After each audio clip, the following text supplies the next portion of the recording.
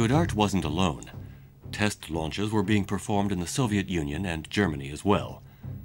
A brilliant young German scientist soon came onto the scene. His name was Wernher von Braun. In the 1930s, the Soviets were working on a project for a jet-propelled glider. At the same time, Sergei Korolev perfected proportional fuel for airplanes. The first Russian jet-propelled plane was clocked at 200 kilometers an hour.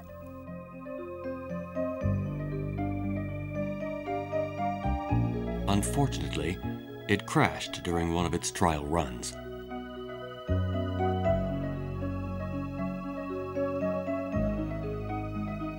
In Germany, the military recognized the importance of rocket science. Von Braun was the first to collaborate with the army. The Nazi regime accelerated its research, and the first jet rocket tests were performed. In October of '42, an A-4 missile traveled 190 kilometers at an altitude of over 85 meters.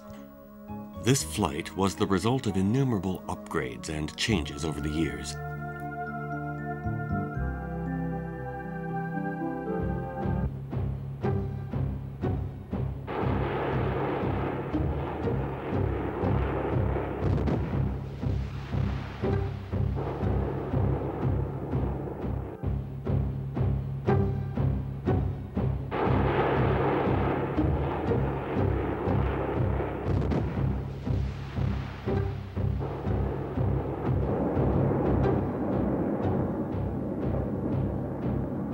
The following year, V-2 missiles appeared on the scene.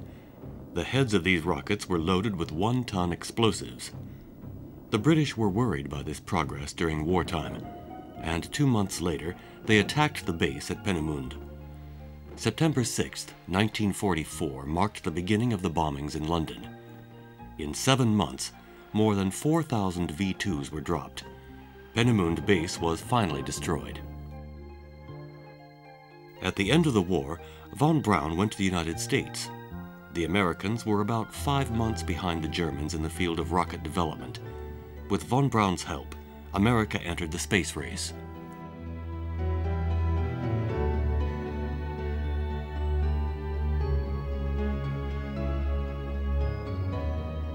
In 1949, the American V-2 rocket Corporal reached the record altitude of 392 kilometers.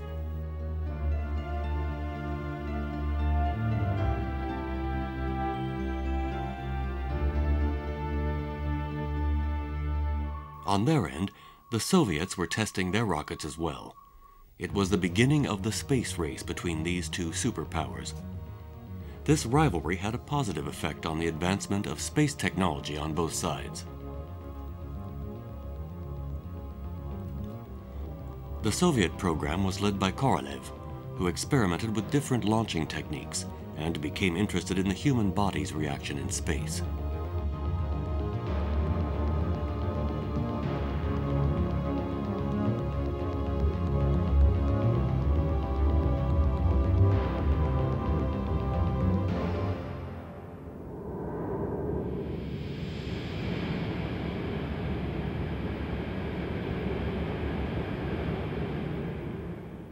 From the beginning of the 50s, dogs were sent into space. These experiments proved that a living body could tolerate weightlessness.